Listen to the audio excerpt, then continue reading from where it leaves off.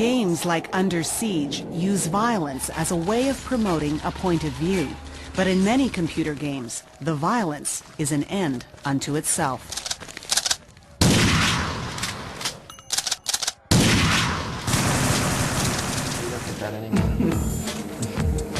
Video games have come under severe scrutiny in recent years.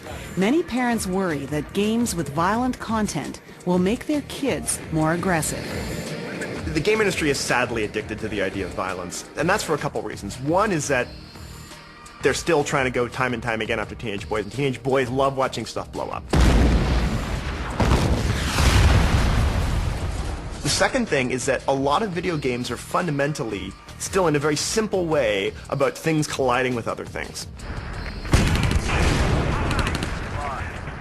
Adolescent male culture is very fascinated with feeling powerful because they feel disempowered at that particular age. They're sort of betwixt and between. They're an adolescent culture where there's a lot of frustration, both socially, class-wise, and sexually.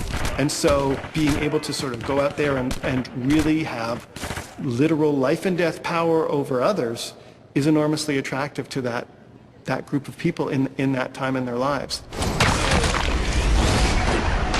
The controversy revolves around one kind of violent game, the first-person shooter.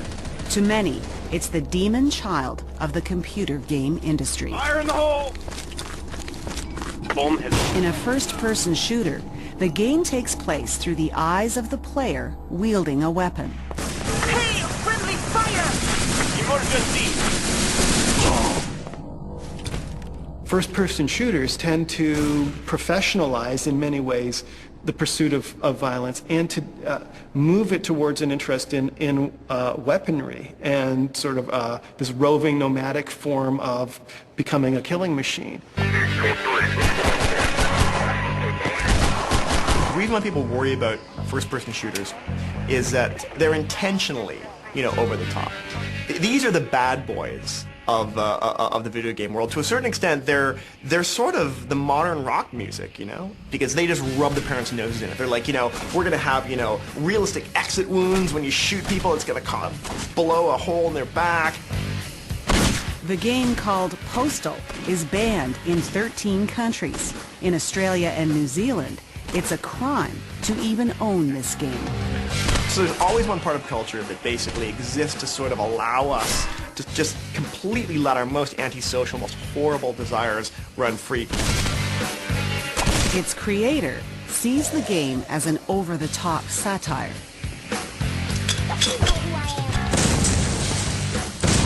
Postal is really a parody of American pop culture today.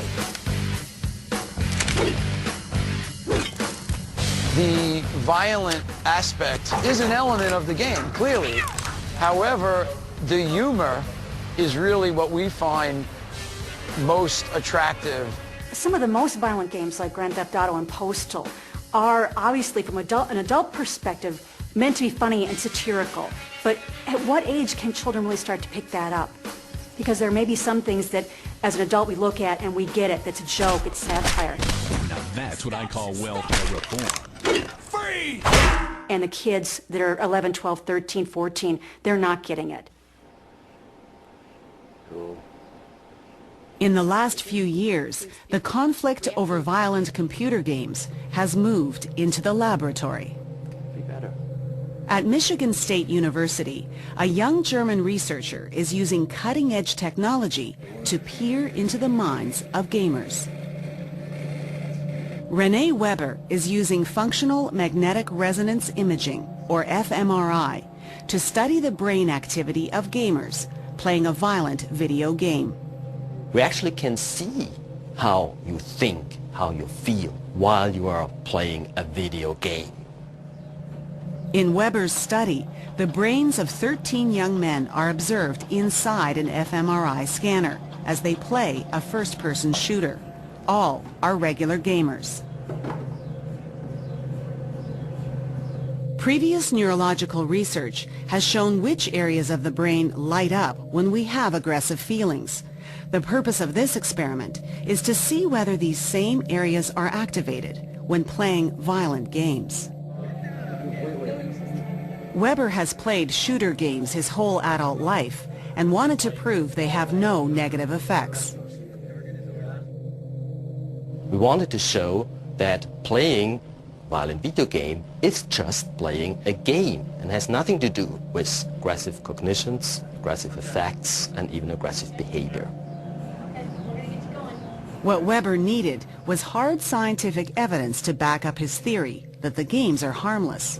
The results of his experiments startled him. I don't see him moving in there, and there's less motion on the images. Very much. He also plays a more interesting map, actually. It's more activity. That may be a reason, because he's more immersed in the gameplay. Weber's experiment compares the brain activity of the gamer with the violent content of the game. Okay, here. Oh, what a great anterior cingulate cortex. Weber found clear evidence of dramatic effects on the brain. Once we got our results, we were actually amazed. We could see that playing first-person shooter game translates into brain activity that is characteristic for aggressive cognitions and aggressive effects. Weber's work is conclusive evidence that playing first-person shooter games produces aggressive impulses in the player's brain. We have to make an important distinction between aggressive effects, which is aggressive feelings or emotions, and aggressive behavior, acting aggressively. There is no clear link between aggressive brain activity and violent behavior, but many people still worry about the effect of violent video games on troubled kids.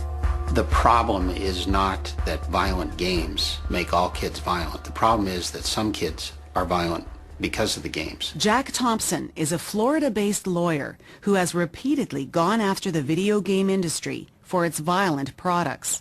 He argues that the immersive nature of first-person shooters puts them in a whole different class. This is an entertainment modality that is beyond anything the world has ever seen. Its interactive nature means that it is more powerful. In the last decade, there have been more than 20 shooting sprees carried out by young people with a history of playing first-person shooter games. They offer a way to act out the dark side of a troubled soul.